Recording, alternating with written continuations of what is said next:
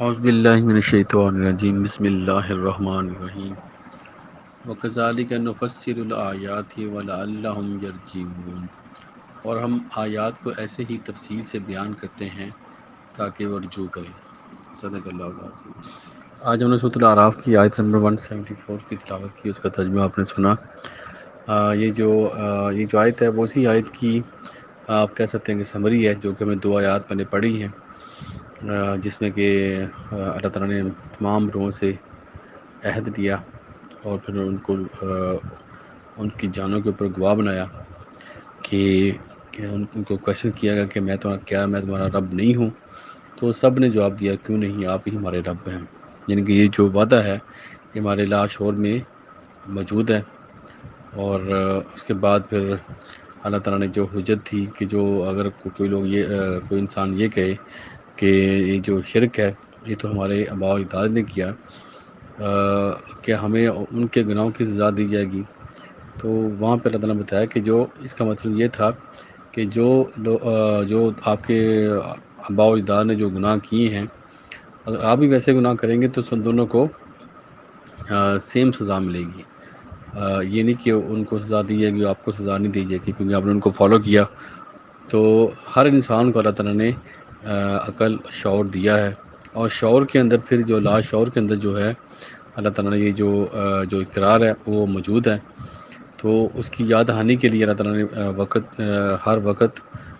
ہر دور میں جو نبیوں کا سلسلہ جاری رہا، ہر زمانے کے اندر اور ہر بستی کے اندر، اللہ قرآن مجید میں اللہ تعالیٰ نے فرمایا ہے کہ جتنی بھی جو پاپولیشن ہے سب میں اللہ تعالیٰ کے رسول جو بھیجے گئے ہیں، اور اس کے بعد جو آخری نبی حضرت محمد صلی اللہ علیہ وسلم کی صورت میں آخری نبی، اور پھر اللہ تعالیٰ کا جو آخری کلام ہے قرآن مجید عظیم الشان کتاب، یہ قیامت تک کے لیے محفوظ کر دیا گیا ہے۔ اور اس کے بعد یہ جو نبیوں کا سلسلہ بند کر دیا گیا، لیکن جو اللہ تعالیٰ کا پیغام ہے وہ اپنی اصل حالت میں قیامت تک کے لیے محفوظ رہے گا، کیونکہ یہ اللہ تعالیٰ کا وعدہ ہے۔ تو یہ جو وعدہ ہے جو کہ ہماری روحوں کے اندر موجود ہے، ہمارے لا شعور میں موجود ہے۔ تو آپ دیکھیں بھی آج کل کا جو دور ہے انفارمیشن کا، اب قرآن مجید آپ دیکھیں کہ کتنی آپ کہہ رہے ہیں کتنی دور تک پھیل گیا ہے، یعنی کہ دنیا کا کوئی بھی ملک دیکھیں، کوئی بھی علاقہ ایسا نہیں ہے جہاں میں قرآن کا پیغام نہیں پہنچا۔ یعنی کہ انٹرنیٹ کے ذریعے، یوٹیوب یا جتنے بھی جو بھی کمیونیکیشن کے جو بھی وے ہیں، ان کے ذریعے سے قرآن جو ہے وہ پوری دنیا میں پہنچ رہا ہے۔ اور اب لوگوں کے لیے اس کو سننا، اس کو پڑھنا ابھی کوئی مشکل نہیں ہے۔ ابھی جو نہیں پڑھے گا، جو اس کی طرف نہیں راغب ہوگا، اس کی اپنی ہٹ درمی ہے جس کی وجہ سے وہ اس کی طرف نہیں آئے گا، لیکن قرآن کا پیغام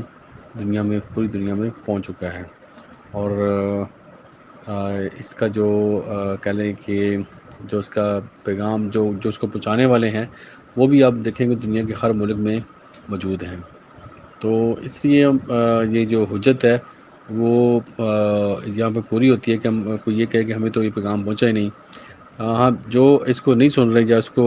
ہر درمی سے نہیں سنتے، ان تک بھی اللہ تعالیٰ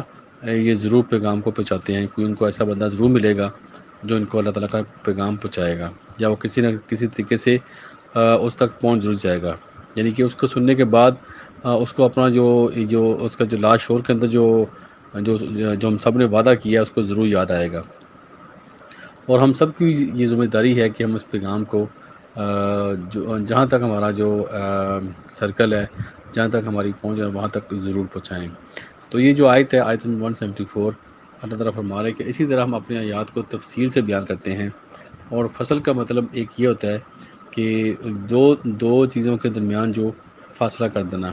یعنی ایک سے دوسری چیز جدا ہو جائے۔ تو اللہ تعالیٰ کی یہ جو آیات ہیں وہ حق اور باطل کو جدا کر دیتی ہیں، یعنی کہ جو حق اور باطل کو الگ الگ کر کے آپ کو دکھا دیتے ہیں۔ یعنی کہ اگر ہم قرآن مجید کا مطالعہ کریں اور اس کو اپنے دل کے اندر اتاریں اور اس کو ہدایت کی نیت سے اس کو ہم پڑھیں، تو ہمیں حق اور باطل، جھوٹ اور سچ، اور گمراہی اور جو سچائی ہے وہ واضح ہمیں جو نظر آ جائے گی۔ یہ قرآن کا معجزہ ہے، اور کوئی بھی شخص اس ہدایت کے نیت سے پڑھے گا، اللہ تعالیٰ ضرور اس کو راستہ دکھائیں گے اور ضرور ایک منزل تک پہنچ جائے گا۔ تو یہاں پہ اللہ تعالیٰ یہ فرما رہے ہیں کہ جو آیات ہیں ہم تفصیل سے بیان کرتے ہیں۔ اب اللہ تعالیٰ کی آیات ایک تو یہ قرآن مجید ہے، اور دوسری آیات جو ہیں وہ کائنات میں پھیلی ہوئی ہیں، جو اللہ تعالیٰ کی آیات ہیں، زمین و آسمان،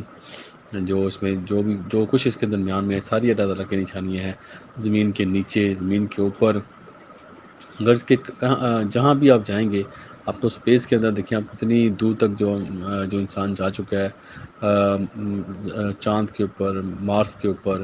اس کے بعد جو سورج کے ارد گرد انہوں نے اپنے جو مشن بھیج دیے ہیں، جو اس کو ریسرچ کے لیے، تو اتنی جو آپ دیکھیں کہ کتنی گلیکسیوں کی جو انہوں نے جو ان کی سرچ کی ہے، بلیک ہولز تک پہنچ گئے ہیں، تو یہ ساری اللہ کی نشانیاں ہیں۔ اس کے بعد بھی اگر اللہ تعالیٰ کو نہیں پہچانتا اور اس کو نہیں مانتا، تو یہ اس کی پھر اس کی گمراہی ہے، اس کی ہر درمی ہے۔ اب دیکھیں ہر جگہ اللہ تعالیٰ کی نشانیاں لوگوں تک پہنچ رہی ہیں، اور جو ہماری اپنی جانوں کے اندر اللہ تعالیٰ کی کتنی نشانیاں ہم دیکھ رہے ہیں، یعنی کہ ہمارے جسم کے اندر جو ہمارے اندر کا جو نظام ہے، وہ دیکھیں آپ کو کتنا ابھی کھل کے سامنے آ رہا ہے کہ کتنا ایک پیچیدہ اور کتنا زبردست کنٹرول نظام ہے۔ تو یہ ساری اللہ تعالیٰ کی نشانیاں ہیں، جو کہ ہر دن ہر وقت اب جو اس کے اوپر ریسرچ ہو رہی ہے، اللہ تعالیٰ کی نشانیاں کھل کے سامنے آ رہی ہیں سب کے سامنے۔ تو یہ قرآن کا وعدہ ہے، جیسے اللہ تعالیٰ اس آیت میں فرما رہے ہیں کہ اللہ تعالیٰ اپنی آیات کو کھول کر بیان کرتا ہے تاکہ لوگ اس کی طرف رجوع کریں۔ تو اصل جو مقصد ہے جو اللہ تعالیٰ کی آیات کا، کہ ہم اس کی طرف لوٹیں۔ تو جتنی بھی ترقی کر لی جائے، سائنس جتنی بھی ترقی کر لے، اگر اس کے بعد وہ اللہ تعالیٰ کی طرف نہیں لوٹتے یا اللہ تعالیٰ کی طرف ان کا دھیان نہیں جاتا، تو پھر ان کی جتنی بھی ترقی ہے اس کا کوئی حاصل نہیں ہے۔ ہاں، اگر ہم کچھ بھی ہم ریسرچ کریں، کچھ بھی ہم علم حاصل کریں، اس کے بعد لازم ہمارا جو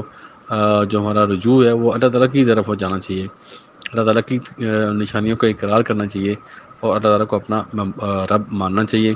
اور اللہ تعالیٰ کی ہی ماننی چاہیے۔ یہ اصل مقصد ہے۔ اور عبادات جو ہیں، جو اگر اس میں ہم اللہ تعالیٰ کی ذات کو حاصل کرنے کا مقصد نہیں ہے، تو پھر وہ جو عبادت ہے وہ ریاکاری میں آ جائے گی، وہ دکھاوے میں آ جائے گی، اس کا کوئی بھی فائدہ نہیں ہوگا۔ اگر ہم جو نمازیں پڑھیں، جو بھی نیک کام کریں، اس کا مقصد اللہ تعالیٰ کی ذات کی رضا اور خوشنودی ہونی چاہیے۔ تو اللہ تعالیٰ کی آیات جو ہیں ہر دور اور ہر وقت، ہر زمانے میں واضح ہوتی رہتی ہیں، ہر انسان کی عقل و شعور کے مطابق۔ اب انسان کا کام ہے کہ ان کو آیات کے اوپر غور کرے اور اللہ تعالیٰ کی طرف رجوع کرے، اور اللہ تعالیٰ کی مانے، اور اللہ تعالیٰ کی قوانین کو مانے، اور اپنی زندگی کو بھی آسان کرے اور دوسروں کی زندگی کو بھی آسان کریں۔ اللہ تعالیٰ ہم سب کو عمل کی توفیق دے، اور دعا ہے کہ پوری دنیا میں جہاں جہاں کوئی بھی انسان پریشان ہے، اللہ تعالیٰ ان کی پریشانیاں دور کرے، اور جو بیمار ہیں ان کو شفا دے، اور جو فوت ہو چکے ہیں اللہ تعالیٰ ان کی مغفرت کرے۔ آمین۔ صدق اللہ العظیم۔ جزاک اللہ خیر۔